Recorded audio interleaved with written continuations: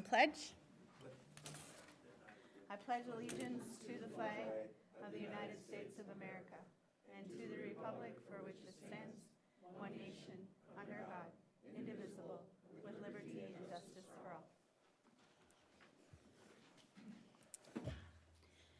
all. Okay, before we go ahead and approve today's agenda, I just want to address the board on some procedure and protocol pieces for the work that we do here at the board table.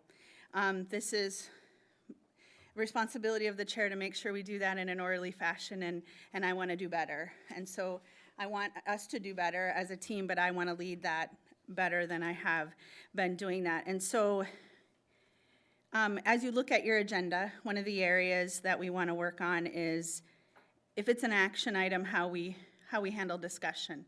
And if it's not an action item, how we handle discussion.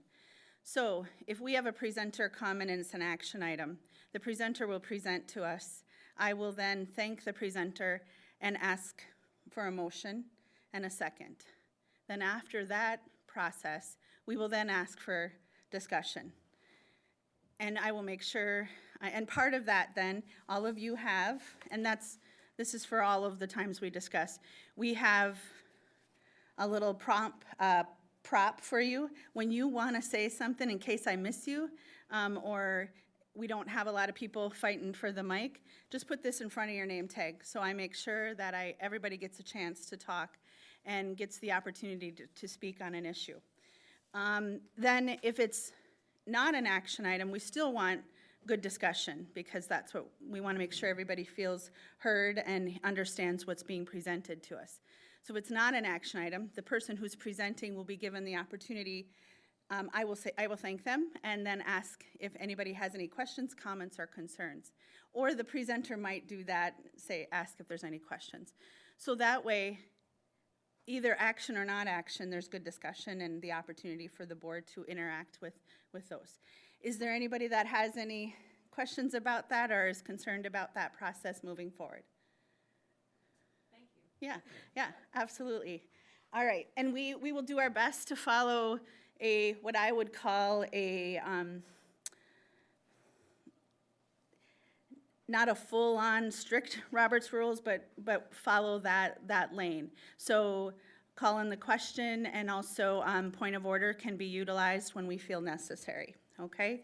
So with all of that, then I would ask for a motion to approve the approval of today's agenda. So moved. Is there a second? Second. Is there any discussion? All in favor? Aye. All opposed? All right, good job. We passed that test. Okay. Now let's go to 4.1, the Albert Lee Paraeducator Master Agreement. This is an action item. Presenters Ashley Matson and Jennifer Walsh.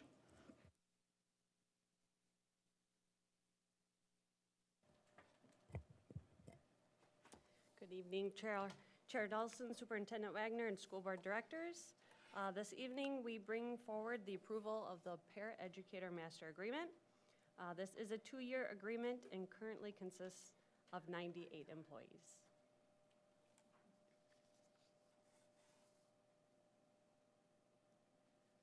Is there a motion? I move to approve. A second? I'll second. Any discussion? Yes, I am voting no for the same reason I have voted no on other contracts, simply that I'm concerned that our spending is outpacing our income, so.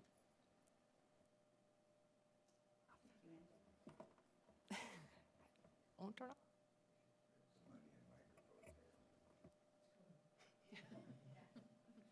We won't have paper then either. Any other discussion?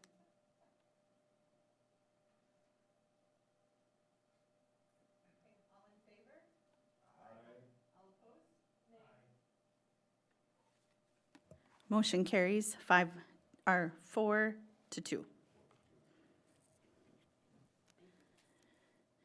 All right, moving on to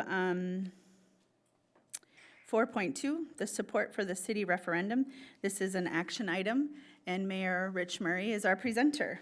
Welcome, Rich. Thank you.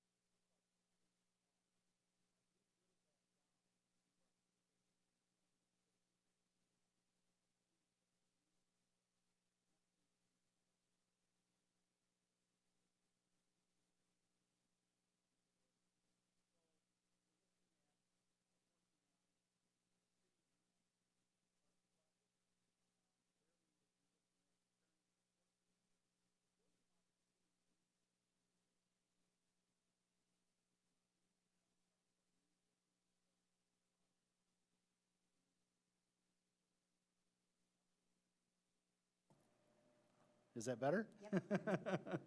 All right. Anyway, that's part of it. Replacing the floor under the coal strip, which is the second sheet of ice there. That floor is heaving, and we've got frost going down into it. We don't know how far the frost goes down. It could be down 10 feet. I've heard it could be down 40, 50 feet. So we'll have to see what happens with that. That second sheet of ice is important to this community and to our hockey program. If we were to remove that second sheet of ice because we don't fix it up, the college program out there would disappear. Figure skating would be cut down to half as much skating as they have now, and they only get a couple times a week now, so they'd be down to once a week. The younger hockey program would be cut way back on ice time. We try to keep the high school boys and girls programs intact, but even that would have some tough ice time. Might be cases where they got to be out there skating at 5:36 in the morning or skating at 9 o'clock at night. And so it's important that we keep this second sheet of ice going. We have a lot of people participating in hockey and figure skating and different things, Kennel Club, all out at the arena. Just to let you know, the arena is the most used facility in all of Albert Lea. There were 49,000 individuals out there. Now, they could have been out there multiple times, but 49,000 distinctive phone numbers that came through there. So if you walk in one time and your phone number registers there, that's all you're counted for the year. You could have gone to 20 games, but you get counted once. So 49,000 people. Think of the effect that that has on this community. Those 49,000 people, a lot of them coming in for weekends for hockey tournaments. And so we've got a dozen hockey tournaments going on. They start on a Friday night, they run through Sunday. So our hotels have people at them on Friday night, on Saturday night. Our restaurants are filled with people all weekend. There might be some shopping going on. People might be gassing up their cars or doing other things at the service stations. So it brings a lot of activity to this community, a lot of good economic activity. So very important that we keep that going. The refrigeration system on the back ice is bad. The front ice is going to need a new one within 6 to 8 years. And so what better time to maybe put it together, put in a new system that can take care of both rinks at the same time and save some energy while we're at it. So very important that that happens. So beyond the theater, beyond the arena, we got the Marion Ross Theater. That's going to have some updates from disability standpoints. It's hard to get in those front doors because you got poles running in them. They're kind of narrow, so they're going to widen that up a little bit so that people in wheelchairs and things of that nature can get in and out of there easier. A little bit of work on HVAC, things of that nature. The theater group is going to go ahead and pay about $25,000 to redo the sign, so they're going to take care of that portion. And I might mention too, the Albert Lea Hockey Association was going to put about $250,000 into the front of the arena where people come in at. I don't know if anybody's been out there during a hockey tournament, but it gets a little crowded out in that front with 2 teams. Try when we have 12 teams running through there. It just gets kind of crazy. So they're going to put about $250,000 towards that. The Aquatic Center needs to replace its water heating system, its electrical system. If you've seen any pictures of that, there's just rust everywhere. You have water around things, and over time, things are just going to start rusting out. So we've got to do some updates there also. Splash pad, where we're talking about the bathrooms downtown, we have a lot of activities downtown. I mean, I can think back 10, 15 years ago probably, where we had very few activities downtown. Now you've got Wine Down Wednesday, 3 times in the summer. You got Thursdays on Fountain, I think about 15 times on Thursdays. You got the farmer's market up there twice a week from April all the way through October, and just other festivals and things that are going on in that downtown area. And what don't we have? We don't have bathrooms. And so this would be a nice addition. One of the things that we get asked, how are you going to protect them from vandalism?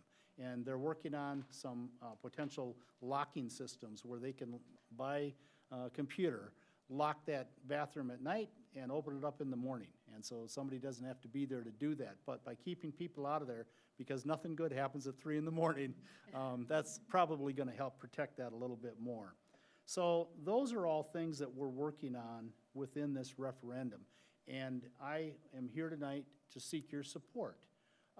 These programs are very important to this community, and I believe they're very important to you guys also, especially from the standpoint of the hockey program for both the boys and the girls. So at this time, the referendum would be on April 9th, and I would answer any questions that anybody might have, and Hang tight because it's an action item, so Okay. when we get a motion in a second, then we'll have some discussion. So I'd entertain a motion. Is there a second? Second. Is there any discussion? Any questions for Rich at this point? Yeah, over how many years is this cost going to be? this is a 20-year bond, 20-year bond, yes. And we're figuring it's gonna be about 4%, maybe a little over that, interest-wise. There's never a good time to spend $9.8 million, but you gotta take care of things, and so that's what we're looking at here. Thank you. What would happen if the referendum fails? Will the city revisit this and keep working on it, or what does that look like? Well, if the referendum fails, the city will still have to look at it. I mean, we can't let buildings just fall in disrepair. We won't be able to do everything that we're talking about here because the voters have given their, vote as to what they want to happen. But it might mean that we have to spread some of these things out over some time. Maybe we do smaller bites of it, smaller parts. Take care of the most critical things next year, move on to the next year, take care of a few more critical things. So we still have to do our job and take care of the arena, take care of the other buildings within this project. But we'd have to figure out a different way to do it. And there's no way that we'd want to go back on the voters and say, oh, we'll just go ahead and pass this anyway. That can't happen. Yeah. Okay. I would assume that you would lose the advantage of whatever grants you would realize. Yeah, the biggest problem would be that 2.45 million that we're gonna get in federal grants would probably disappear on us. So that, it's kind of timely to get this thing done. Community would be out 2.4 million. Exactly. Just a comment. I've put a lot of thought into this since I saw this added to the agenda last week, and I would prefer that we didn't vote on this, just because, speaking for myself, I feel like even though we're not voting to decide this, I feel responsible that I should put in as much thought and due diligence as if I was voting to decide this, and I'm not comfortable that I'm at that point with just one meeting talking about this, so I am voting no. I feel like a Scrooge tonight, but my reason isn't necessarily because I'm against this. My default, if I'm not totally comfortable on something, is simply to vote no until I am. So just wanted to explain that. Jennifer, just a question for clarification. The Hockey Association is a separate entity from the school district, so then any transaction would be between them and the city of Albert Lea then? Okay. Yep. Sounds good. But Rich, that would reduce the bond potentially? Correct. Depending Yes, on we're how many looking at, maybe donations? that takes it from 9.8 down to 9.6, 9.55, somewhere in there. And we still have to go through each of these parts of this project just to determine, are we doing them all immediately? Some of the materials you have to buy for this, they're gonna take 60 months, or weeks, excuse me, not months, 60 weeks to get in. So some of this is still gonna be out into, probably 25, maybe out into 26. So it still could be spread out a little bit. Can you speak a little bit to the preventative maintenance that has happened? So you talk a lot about the buildings deteriorating, and we know preventive maintenance will help with the deterioration. So talk a little bit about some of the strategies the city's had on preventative maintenance. Well, the city has constantly looked at all our facilities and anything we can do, whether that means we got to keep things painted if they're rusting or doing things like that. With some of those support beams, we've already tried reinforcing pieces of that as we've gone along, but it's gotten too far ahead of us now. The sheet of ice, that was put in, I believe, 26 years ago, that's buckling now. Really not much you can do with that. That's just something that the ground is going to heave, and that's going to happen. Could they have done something differently when they put that in, that maybe this wouldn't have happened? I'm not the engineer, so I couldn't tell you. Maybe it would have lasted a little bit longer, but I think generally if a sheet of ice lasts, between 30, 35 years, you're probably getting to the useful end of its life anyway.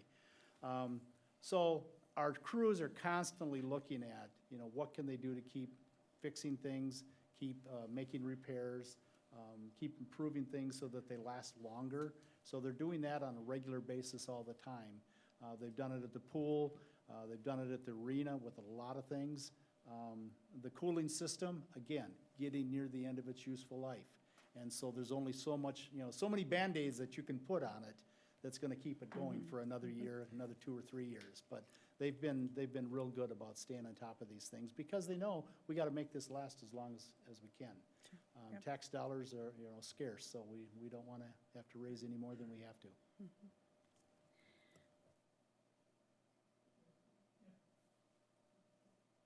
Couple things, Rich. First of all, as we talk about the arena and some of the other facilities, was there much of a deep dive into a nice multi-purpose facility down in the old farmland site? Because we seem to continue to Band-Aid some of these things up, and like you said, maybe in 20, 30, 40 years, we need to redo it again or vacate the old arena out there where it is. That's my first question. And my second question is, her comment is we keep forgetting about Hike Field.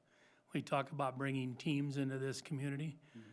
All we need, and going back to Victoria, she had it on her radar, to come in there and put in some nice concession stands. So we got a decent restroom down there, but, even if we had a covered stand, we could host regional and state tournaments here. But they're not gonna come here when we have dangerous stands like we have now. So that's my second thought. Why did we overlook Hike when we start talking about some of these other facilities? Because it's been around a long time also. And it looks good when you drive by, but come on in and see what it feels like when you get there. And we know the baseball fields are important to the community also. Just like the hockey tournaments, the baseball can have more tournaments, bringing more teams into town. It's gonna fill our hotels, it's gonna fill our restaurants, it's gonna do all those things. And we've been putting money into those facilities out there now over the last couple of years, and doing things with tiling, doing things with new fences, working on several of those things out there. There's a lot more work to do out there, but that is in the CIP currently, so our comprehensive plan, it's in there, and some of that's gonna get done this year, some of it's gonna get done next year. So there's a lot of things with Hike Field that we'll take care of and continue to take care of, and the Baseball Association is working with us on that. So I think a lot of improvements, I know the concession area, the dugouts, all those. Yeah, that's the same concession stand they had when I moved here 40 years ago, so. Yeah. Right. Yeah, so anyway, and your second question was? Well, it's the multi-purpose, Rich. We all talk about, I know it's more money and everything. Yep. but Maybe there's Oh, okay. city offices and you know. Yep. Comment on that. So a new facility right now, if we were gonna go out and try to build one, you could be talking somewhere between $45 and $50 million. And, we're struggling with 10 million here. And so I don't know that the city would have the appetite, and I'm not even sure if 50 million would cover it. That was an estimate that come up, a year or two ago. There are facilities being built up in the Twin Cities area, and they are spending $50, $60 million for one sheet of ice. Some of them maybe a practice sheet alongside that. So that is a big, big number. We've got some other things going on in this community right now that we can't take and try to tie up that kind of money. We've got a wastewater treatment plant that we've got to look at trying to update here sometime over the next several years. And so other things that are going on. So that has been looked at, probably a little out of our price range right now. It's a lot of things going on, a lot of things that maybe have been pushed like this for a while too, because like you said, the taxpayer dollars are getting a little tight, but as we all pass every, contracts and everything else, Yep. taxpayer dollars continue to tighten more in this community. Exactly. And we're already spending a lot of money on street repairs every year. We do several streets, and that adds up to a bunch of money also. And the cost of doing all this stuff, you guys know, you've looked at your budget, it's all going up. Maybe inflation is coming down, but go to the grocery store, go to the gas station, go to all these other places, and it's still expensive. And so you got young families or elderly people that are on a fixed income, and they have to be buying, groceries and other items at these high rates. We want to tax them just as little as possible. Yeah, thank you, Madam Chair. Thank you, Mayor Murray, for being here. And we did have the opportunity to meet last week and go through a few things. But I do want to say that the partnership, I continue to appreciate that as we think forward for the students of Albert Lee, knowing the direct impact and usage of the, for example, the city arena and the number of students that have access. We're very fortunate to have that in our community. And just piecemealing it versus really doing it right. So it's generational, and our students continue to have an opportunity, and then maybe look around the corner, what other things can we look at beyond that?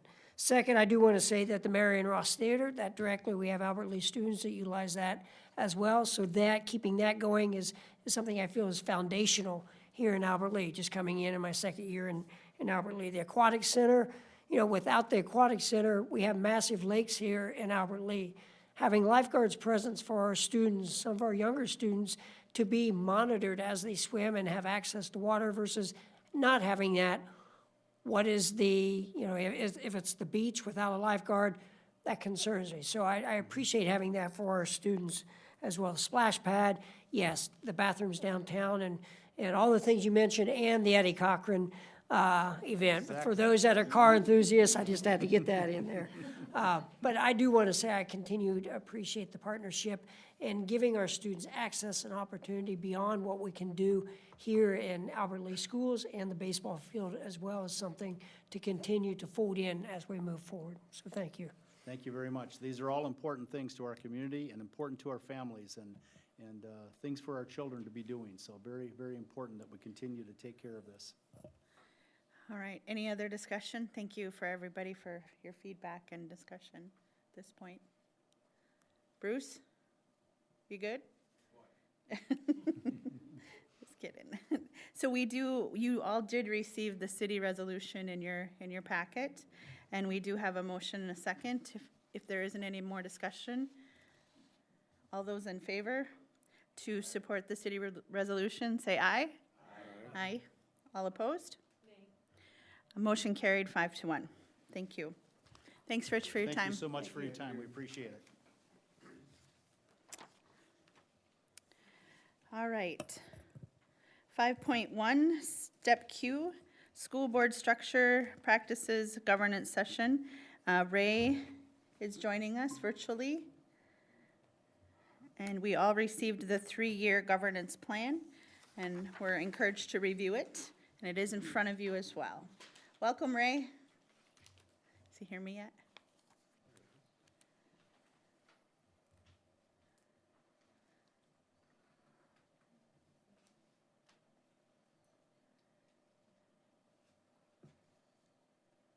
Hello, Ray.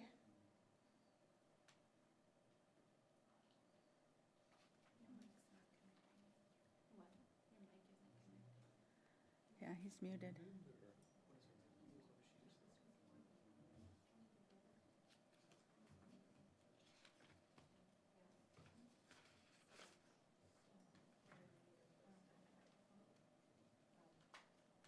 Thank you, Mr. Albertson. So as we're working to get Ray in, the presentation is in front of you. The agenda is really to look at the refine and review the 3-year governance plan and then our next steps. Where are we going as a district and with the board moving forward? So what are the responsibilities from the board? And then what are the responsibilities from the team and the management to ensure that we align the school improvement plans, the district department plans with a strategic plan, and then the governance model also moving forward as a system with our new strategic plan. So the second page, the one that has the strategic teaming plan in June, I spoke to this and my presentation. It's kind of where we started, and it was the story wall on April 4th. It's hard to believe. It's almost a year ago. I think we're getting that was the owl. almost a year ago, and with the story wall. And that was just eye-opening, just to hear from the multiple perspectives and the experiences. And it's kind of like on social media, if you're from Albert Lee, and just hearing all the historical narrative, the deep successes that have occurred in Albert Lee. So that was our starting point. And then we went towards an environmental scan. Ray, Dr. Queener, I'm just kicking this off, so are you with us? I am. All right. You okay? Yes, I was pinch hitting there, so. Welcome, Ray. Welcome, Ray. Thanks for joining us. Yes, glad to be with you. Thanks for letting me beam in.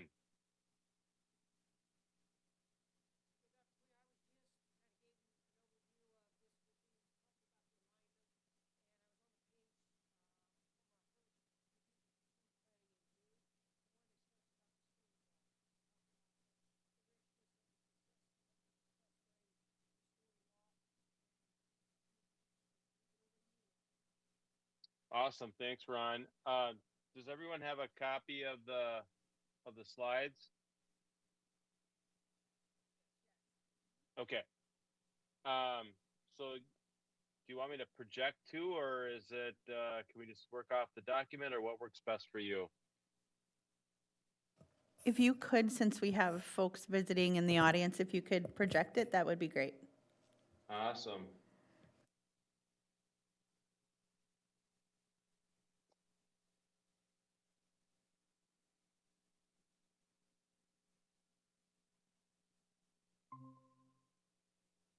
All right, hopefully you are seeing that okay.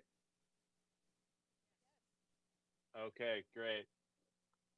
Well, tonight what we wanted to do is just a couple of things. We wanted to check in on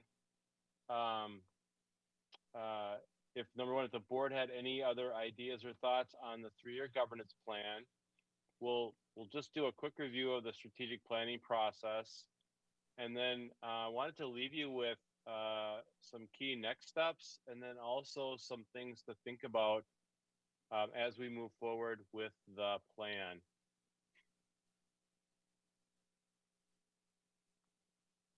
Gotta figure out, there we go. So this is a map of the 3 phases that we did in the planning process. We talked about the 3 strands almost a year ago, actually, when we were mapping this out. So you can see under the assessing the current reality, there were 3 big activities that generated a lot of data about the history of the district and the story wall. The environmental scan was a shift to present day, looking at what's happening in the district. And then the building and department strengths and needs was an opportunity to even get further information from leadership at the buildings, as well as department leadership around strengths and needs. We shifted into phase 2, or strand number 2, describing the vision. Did a lot of work around the desired daily experiences for students, families, and staff. We looked at those last time I was with you. Also the theory of action. So what are the behaviors and the, excuse me, the beliefs that the adults in the system have to have in order to move the plan forward? And we drafted a preliminary vision card, how we will measure the progress of the plan, and shift away from just checking off the box that we did something to actually knowing what impact those initiatives have. So that brings us to our 3rd strand of setting the plan. Again, you've had a chance to look at the 3-year operational plan that's proposed by the administration to meet the needs of and the desires of the desired daily experiences, trying to address strengths and needs, as well as making sure that we're finishing off implementing the work that had already been started in Albert Lee. I know the board knows that you went through that process for your strategic roadmap and eventually approved that. And the last time I was with you in person, we spent some time on the 3-year board agenda. And tonight we are doing an update and then mapping out some next steps. And we'll talk about the school improvement plans session scheduled for May 23rd.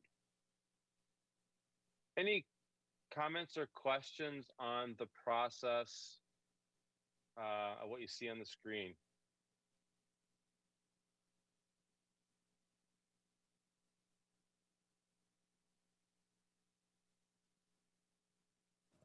Doesn't All look right. like, yeah, it doesn't look like Hearing it, none. right? Yeah.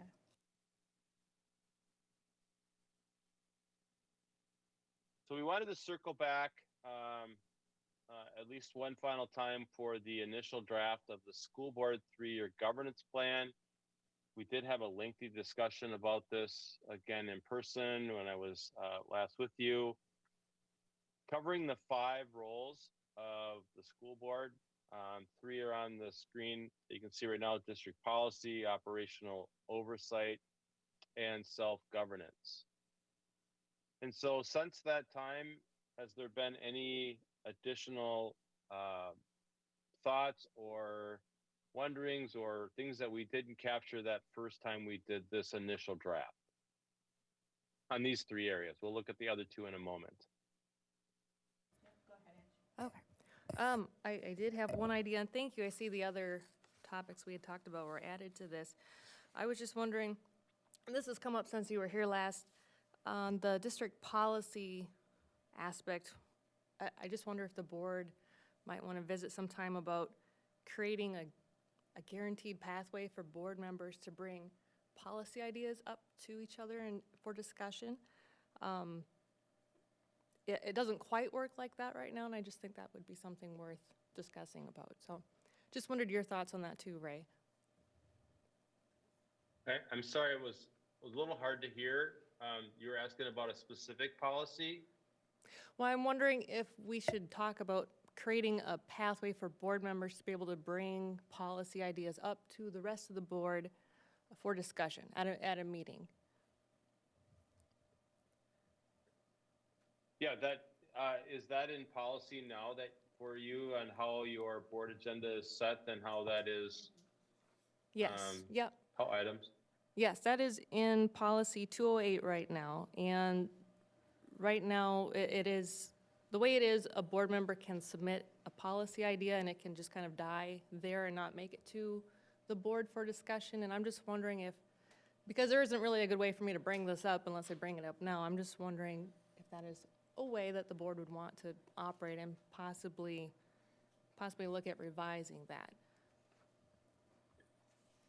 Well, I'll give you my perspective and then if others want to chime in. So typically when a board member has a request like this and it's something already in policy, I believe the request goes to the policy committee to identify that to be reviewed and even with some suggestions, and then it follows that process. That's been my experience. I'm not sure, again, how that works in Albert Lee. I'll have to defer to maybe members of the policy committee and or the Ron and the board chair. But that's what I've seen done, is that if you want a policy reviewed, you raise that to the policy committee with the specifics of what you're looking for, and that's kind of where it starts. Yes, that's how policy 208 is laid out. And so that, I think the question comes in if, when we're reviewing it within the policy committee, the directive of, even if the person brings up and wants, the board member brings up the concern of within that policy, and the policy committee might decide that we're covered and we don't bring it forward, there's some concern that the rest of the board doesn't hear that. But I think, as we know, it's my opinion, as we know through the governance best practices, is it needs to come out of committee and be a recommendation from the committee to the board. And that goes with all of our committees. So if I'm missing something, I'd love for another board member to speak up and share with me, but I believe that's the whole premise of the way we operate. I can comment a little further unless Ron wanted to say anything, or, okay. Well, you know, we talk about the governance model and how the board sets policy, we're in charge of policy, and management is in charge of implementing policy, and I agree with that. I think that's a good way to go. My concern was, after looking at policy 208, it seemed as if the superintendent has the discretion to kind of squash policy ideas that are submitted by board members, and so I submitted a request to to look at changing that, and it so far hasn't gotten, I don't think, almost maybe got to a policy meeting tonight, but I don't believe it's gotten past that point, and so I am concerned that, and this isn't because I have a bunch of ideas I want to change too, I'm just concerned that maybe we don't collectively have as much control over the policies as we think we do. And I also want to make sure if you guys have ideas that they can get to a meeting and I'd like to hear them too. So these are just my thoughts. Good. Madam Chair and Directors, thank you, Dr. Hoffman, for bringing that forward. And as we continue to align with MSBA, Minnesota State School Board Association, that is best practice, and that is their guidance that we adhere to. So it is, and it's in policy a couple of times on setting the agenda and how to bring that forward. So that's something at this point that wouldn't be in our governance strategic plan. And there is a process outside of that in which, if you want to discuss, I think that was already alluded to by Dr. Queener and other in policy.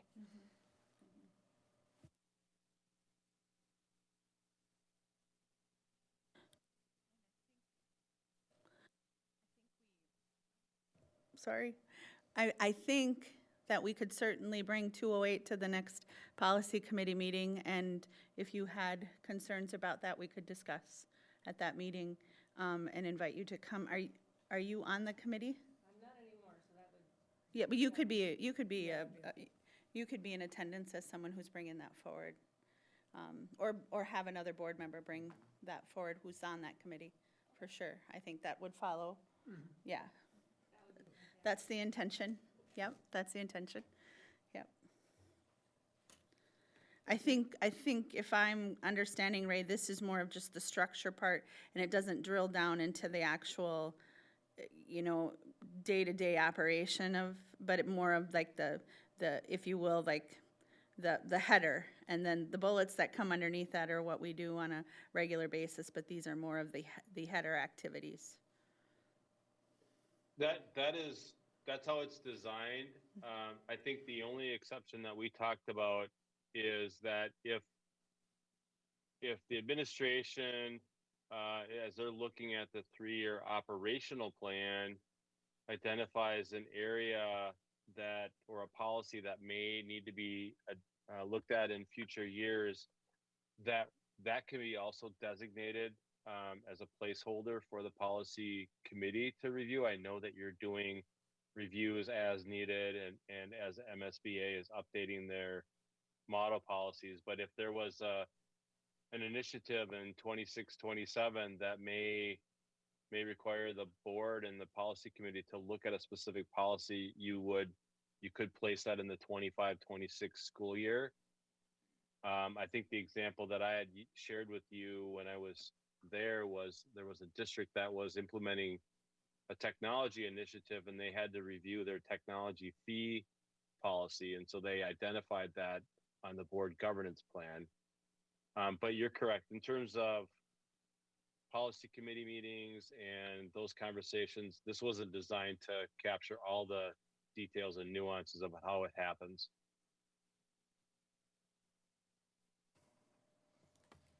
Gary, go ahead. Ray, maybe 2 questions. For Ray, the way I read the district policy category under the governance plan is really, it's for us to exercise due diligence concerning the review of policy, compliance with state statutes, et cetera. That's our charge in the governance plan. Am I reading that correctly? It is, yes. Okay. Then my question then would be for the superintendent. This looks like a comprehensive governance plan to me, based on 1 year under my belt. Is that your impression? Is there anything lacking in this governance plan from your perspective as superintendent? Thank you for the question, Dr. Schindler. I know that this is fluid, and this is something that we continue to revisit, and that's with the strategic plan. It is a continuous improvement plan. So as we think forward, and look, just as Dr. Queener said, if something comes up or new statute, that is where this folds in to our plan. Or if something is irrelevant and as sunset or as legacy, we pull that out. So that forms the work we do today, and then we look forward tomorrow and bring that, as a board, we have that discussion, where are we in the work plan, and go deeper into those bulleted items. The only thing that I had, Ray, was, I noticed that we, under self-governance, we talk about, board evaluation, every other year. We don't address the role that we have on the operational oversight of our evaluation of the superintendent. So I think that we could add that as it relates to the schedule, what other people think, I don't know. We don't identify that, I don't think, in any of the operational oversight. Oh, well, there you go. Sorry about that. It is in the superintendent relations category, the annual evaluation. We captured the practice of the meetings with the board chair and superintendent, and then quarterly board meetings, board member meetings, or as needed was what was talked about at our session last time.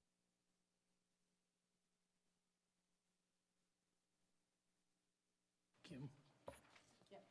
Just, Ray, one other thought, and I know we're probably skipping ahead a little bit, just into the superintendent's relations and the annual evaluation.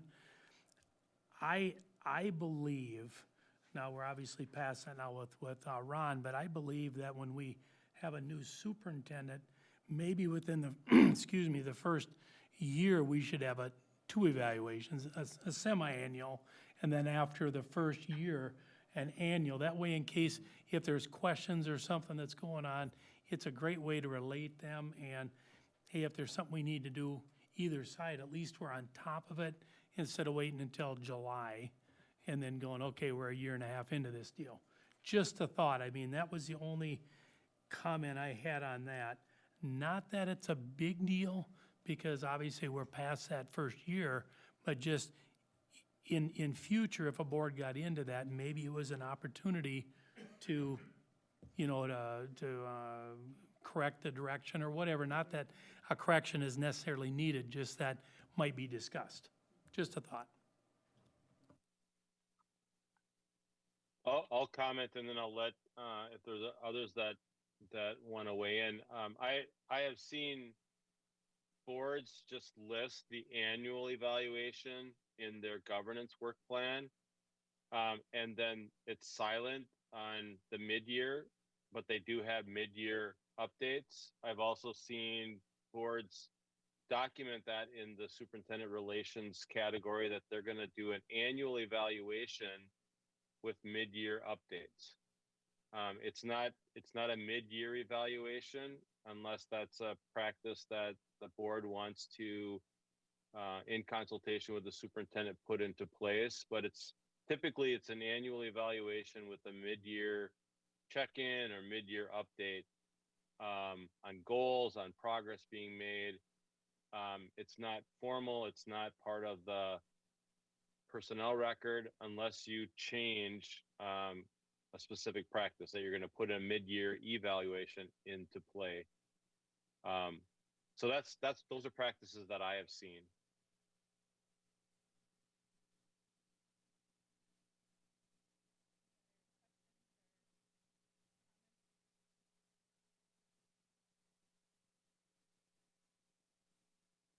Who's responsible for enforcing this governance work plan, making sure that these actually happen? Yeah, I think it's a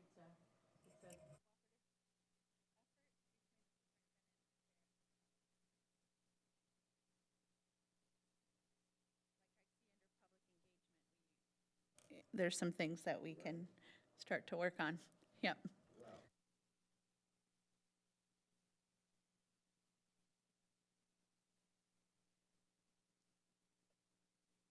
Any other questions or comments under the grid, if you will, the blue, in any of those areas, unless you had something else, Ray, for those areas? I don't, so. Okay. So did you want to move on to the key next steps if there weren't any other comments? Sure. So the next and final formal step in our process is on May 23rd, we will have the school and department improvement plans developed with action cards. And so this is where we start to bring into alignment school and department plans with the district operational plan. They will be blended over time with the school improvement plans. Basically, what we work on is more like a table of contents of identified actions, but a lot of what's in school improvement plans stays intact. But we do introduce the action cards as a tool for implementation. And Teamwork's action cards are a little different than traditional implementation plans. These are meant to be a little bit higher level. We don't have to capture all the detailed steps of what's got to happen for an initiative, but think of it as tracking key milestones.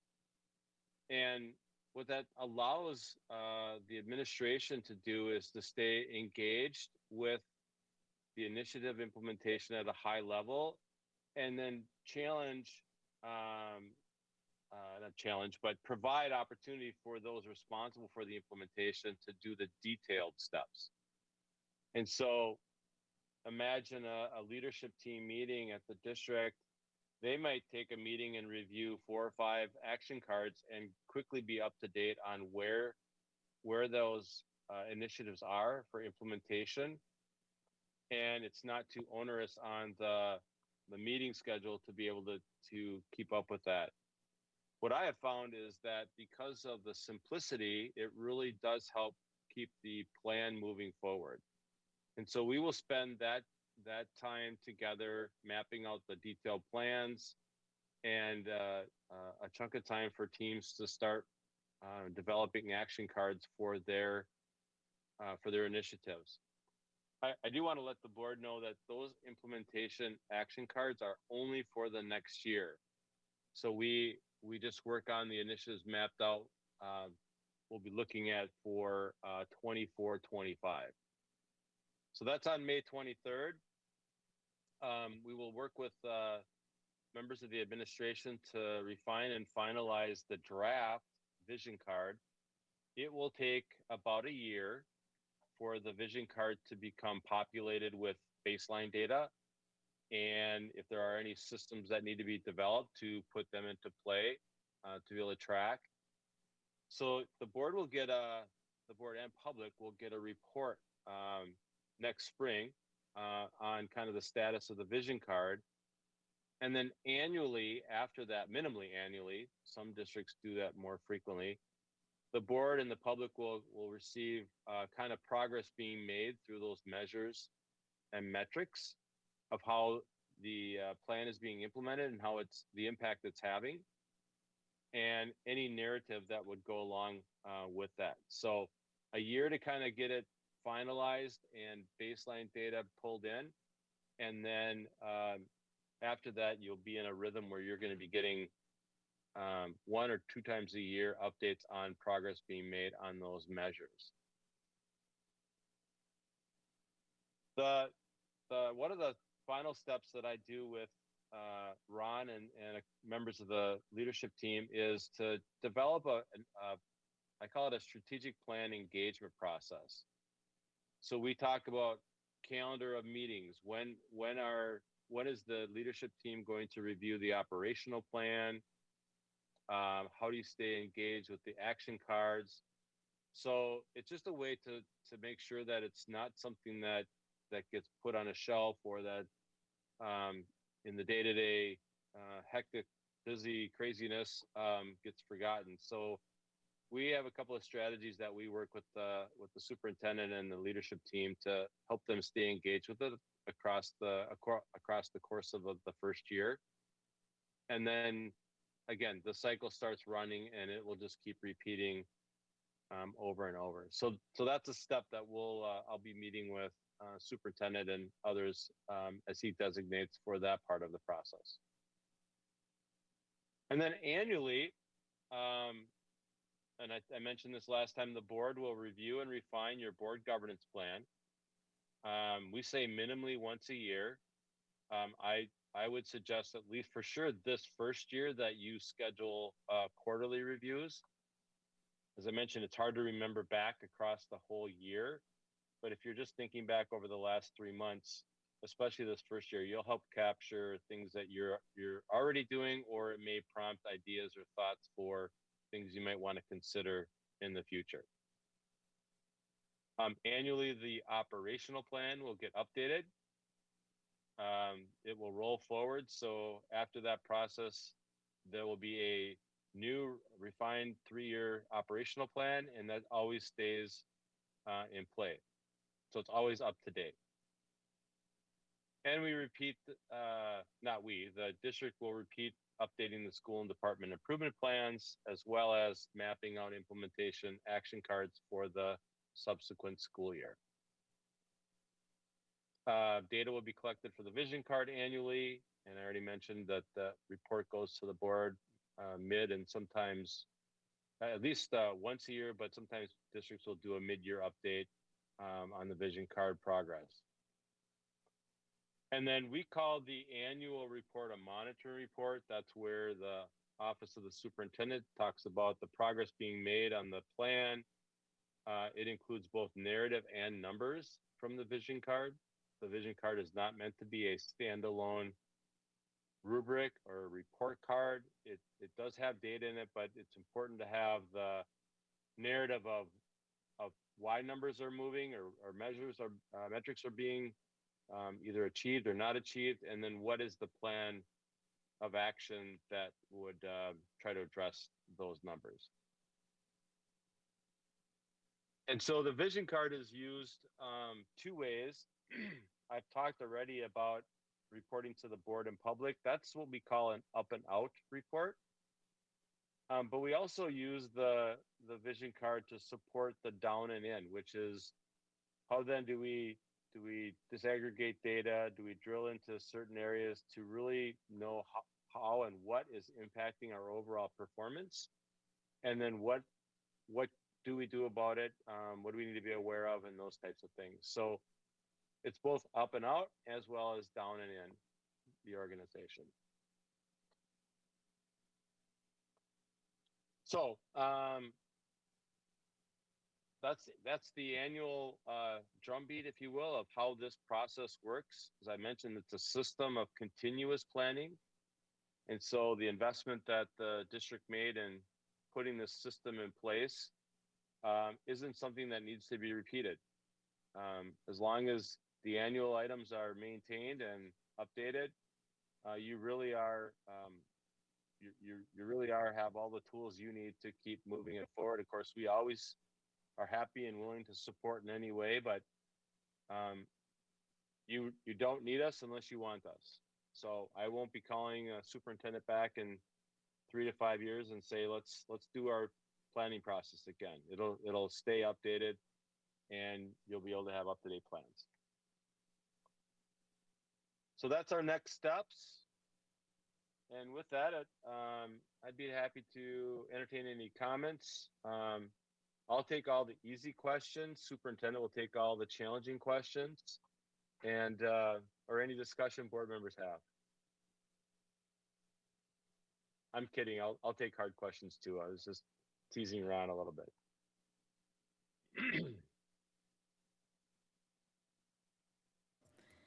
Any questions, board members, or comments? I think this looks really good. Thank you. Thanks for the help. This light won't. Just curious, on the key next steps page, you define school and department. I think I know what a school is. What do you mean by department? Is that like a particular, an English department, math department? Typically, it's your operational departments. Okay, So technology, food service, facilities, transportation. got it. Teaching and learning sometimes has their own plan, but a lot of what teaching and learning does is embedded in the district operational plan that translates into the schools. So it just varies a little bit, but the departments we're talking about are more of the district level departments. Okay, got it. Thank you. So to add to that, essentially it is a cabinet member in their downline as we continue to work at the department or the division plan, and then bring that down into the school level in their school improvement plan. So reporting up and down, and what does that look like? And then that is, from there, that is when during our study sessions, those are those metrics we report out on.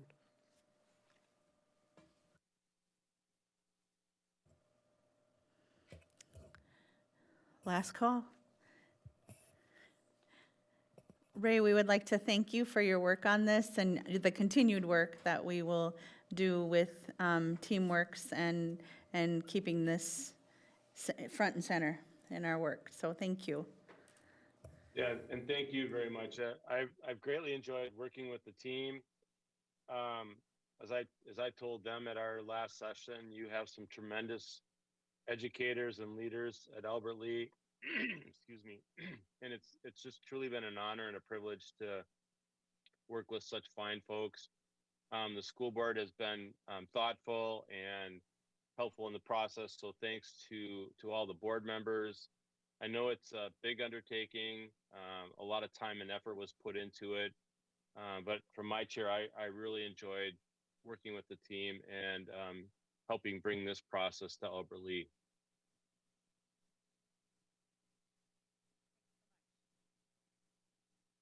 All right. Have a good night, everyone.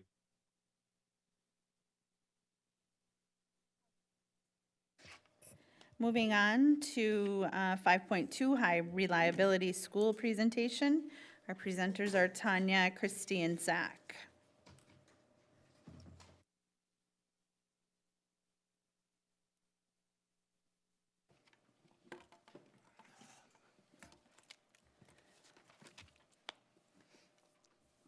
Good evening, Chair Nelson, Superintendent Wagner, and directors. Thank you for having us this evening. We are going to present some information to you this evening from the High Reliability School Summit that Principal Kruger, Principal Kennis, and I were able to attend in January. And so we'll be sharing that information with you this evening. First, to highlight at the High Reliability School Summit, our keynote to start the day was with Phil Warwick and Dr. Marzano, really talking about those 5 big ideas of what it means to lead a high reliability school or a high reliability system. The key points that we really took away from our keynote there is the idea of making sure that we have data-driven leadership, that we're focusing on the elements that need to be in place so that we have student achievement. And so focusing on those pieces. Also the idea of just focus on the right work in general. More stuff isn't always better. So are we focusing on the right work and really being strategic in what that looks like, not only in our individual school buildings, but also as a system? And then really focused on evidence-validated strategies. Are the strategies that we're putting in place evidence-validated and show that they will lead to results? My visual for this big idea was really that idea of from and to. And rather than just talking about being a successful school, moving that language to each learner finds success within our schools.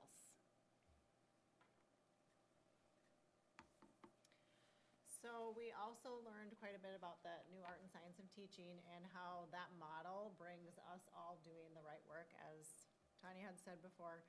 It's just like our roadmap of our essential teaching. It tailors everything into like the specific needs of our kids, and again brings us back into doing the research validated strategies. And that was one of the things that I picked up from there too, was the research validated. It was an area where we often say research-based right now, but the research validated kind of made it sound like it went under more scrutiny. It had more credibility. And I think it really means the same thing, but when you say validated, it kind of drove the point home to us. And then the live it, don't laminate it, reflect and recalibrate. So what that was kind of meaning to us at that summit was, we are all reflecting on our instructional strategies. It's something that we consistently do. We identify all of our areas of improvement, and then we make our adjustments. We're not just stuck on it. We don't have it laminated. It's not something we do year to year. We are constantly in a fluid motion. And then through all of that, we also do our teacher development, and that brings us through our evaluations and walkthroughs that we do with all of our staff, and provides all of the teachers their feedback that they need to be able to be that fluid. So I'm up next. So our keynote on the second day, Mario is an incredibly energetic presenter. So he started our morning off, it was 8:30, and he had us all get up and asked us to take out our flashlights on our phones and dance along with him. I debated having us do that similar thing, but I decided against it. But where it got at was a very eloquent way to have us experience that picture. That idea that at 8:30, when I'm looking around, do I really want to get up and start dancing with 700 strangers? I don't know. But that idea of, as leaders, we have the opportunity to stretch our culture. He used a term, urgent yet strategic, that if we go too fast, that comfort and that light in the center circle it goes to the dark side, where it's harder for us to kind of move forward. If we move too fast, we're not having our people come with us and our adults come with us. And I think it was really a good visual there. But if we stretch at the right pace for our people in our buildings, we see where that light can get extended and stretched. And I think it was just a really great picture of culture through that experience. I loved how Ray mentioned it, that the beliefs of the adults drive behavior. And I think he mentioned that tying it with our vision cards that we're working through. Really, that's going to help us as the adults serving kids in our buildings to be able to have the vision for what we want that to look like, and we know what our actions are going to look like then through that, including just our work around, are we hiring? How are we hiring for this? What does our professional learning look like aligned to this vision, as well as just even coaching and feedback within our schools. So just all great pieces to tie to that culture and just the complexity that it can bring. So the afternoon session on that day, it was with Phil Warwick, and he's worked with our district in the past, and another just incredibly knowledgeable resource. So with it, he talked a lot about collective teacher efficacy and growth. The idea around doing the right work and having a common understanding. So when we say the word engagement, every teacher in Albert Lea knows what that is and strategies that can get us there. And that clarity allows for us to see our success grow through our work in PLCs and work in CT teams, and allowing us to see that success as we're meeting students' needs using those research-validated strategies. And in turn, that individual growth is also accompanied with that. And then he gave the example of golfing, but deliberative practice with defined autonomy. So really the idea that the elements within the new science and art of teaching, with that, it allows for deliberate practice. So as the craft of teaching, being able to continually practice that, but giving autonomy to teachers to choose the strategies that meet their students' needs best. And under each element, there are choices that they can choose from. So that factors into that defined autonomy. And then we have just the being able to have our instructional coaches. He mentioned it. That is one of the best forms of job-embedded PD, and just kudos to the work that they do on a day in and out basis in our buildings. That was huge, and he mentioned that. And then cause and effect goal setting was another key takeaway that Christy and I were in the same session for this one. We both kind of looked at each other. So that idea that so often we set this goal that we want this, but we don't always define what we want the adult behavior, our actions to look like to achieve that goal. So really starting with the cause, and here's where we're going to get to the effect. So that was one that just really clicked to us in this session as well. I took a different direction that afternoon and focused on continuous improvement. I thought it felt like it aligned really well with the strategic plan work that we're doing. So I attended a school-based tool for identifying and monitoring continuous improvement processes. Starting in the top left, we focused on 4 big ideas. So the top left there is the idea around shared vision. What is the vision around the work that we're going to do, and what do we believe that is? The top right is about student-centered, that everything we do should be learner-centered and focusing on the learner first and building out from there. The bottom left corner is about your leadership and how, as Zach mentioned in the slide with the light and the culture and how you spread that out, how do you have your circle of influence and grow your leadership, your teacher leaders, the influence that you have? How do you build that towards the continuous improvement and student achievement that we want? And then the last part is just the idea of continuous improvement. Christy mentioned the live it, don't laminate it. We're always working. It's a cycle all the time. It's not a shelf document. It is something that's always there. We plan for it. It's plan, do, act, study. We act on it, we study the results, and we start over again. And so it should never just be something that's done and great, I've got this forever. It's always reflecting on that work. So really great reminders, but I thought just really centered in on that idea of continuous improvement and the ongoing work that we have all the time. Our work is never done. This one's me too. We also attended a session on collaborative teams that transform schools. A piece that we've been working on this year at Albert Lee Area Schools is focusing on proficiency scales. And so this session really focused on proficiency scales as a protocol for our collaborative process to really focus on student mastery of learning.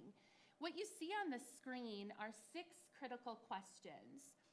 Our teachers are very familiar with the first 4 critical questions. They have been in front of them for many years. We do unit planning and cycle work around those 4 critical questions.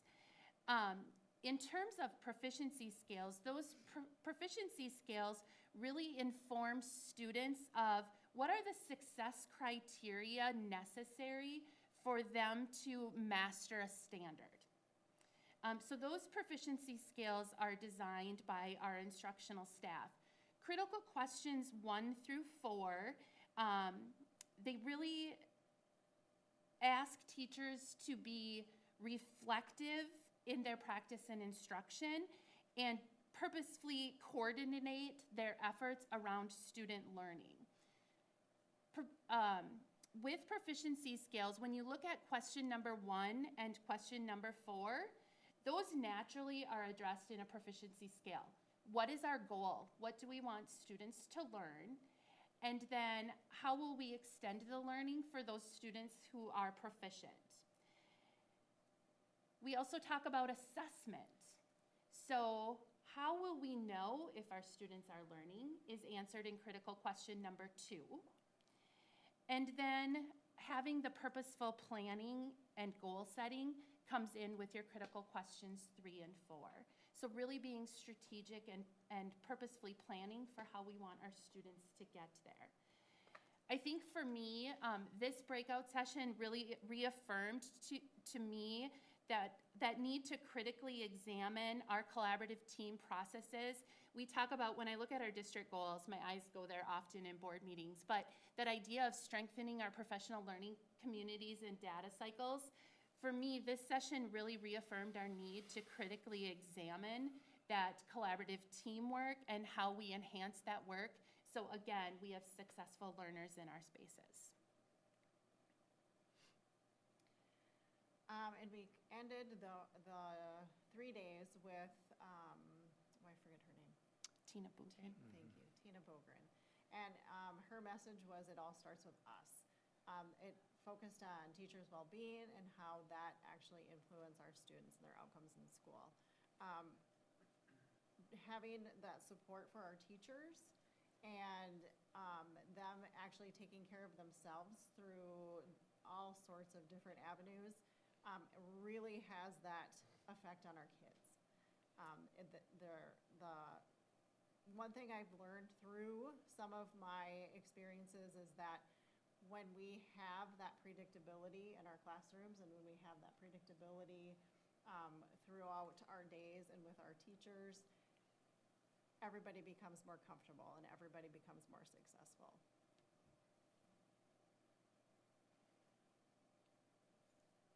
Last slide. So there's a story behind the picture. So Tina talked about as we left that day, we get that opportunity to really control how we respond to the circumstances that we face in a day in and day out basis.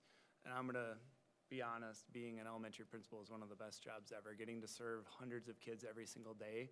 And even despite some of the days that may have challenges that arise, she just said, you know, having that reminder, so with that on my wrist, just looking down, having that reminder that even through that, like, we are living our best lives being able to serve kids every single day. Fun story with the picture also, we were reminded very quickly how challenges can arise. We arrived back at the airport on the end of our trip, of a beautiful trip. Thank you for the opportunity, by the way, for the learning and being able to partake in that. It was helpful just as a new leader and new to Albert Lea Public Schools to be able to have that context to the work you've been doing and being able to learn how that can play out in our schools. But we get back to the airport, and not knowing I was gonna need that tattoo as sure as I did, but Tanya's car didn't start for a whole nother story that I won't share, but basically we had to jump the car in the airport parking lot, and there's a few other pieces that went with it. But it was that reminder as I looked down that we get that choice, even in those tough circumstances, to choose joy, and how are we gonna smile through that and move forward. So thank you for the opportunity to present to you, and also thank you for the opportunity to partake in that learning experience. Is there any questions for the team or comments?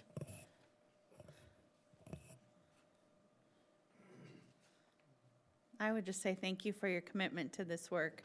I have lots of little one-liners. I love the live it, don't laminate it, because it doesn't matter if it's little ed, middle ed, or higher ed. We can live by that. So thank you for sharing that, for sure. Sort of popular among educational gurus to stress how it's a mistake to try to expand, more is better, that sort of thing. And as I recall years ago, when all the rage was outcome-based education in Glasner and quality schools, the expression was teach less, deeper, I believe. And all that's very true.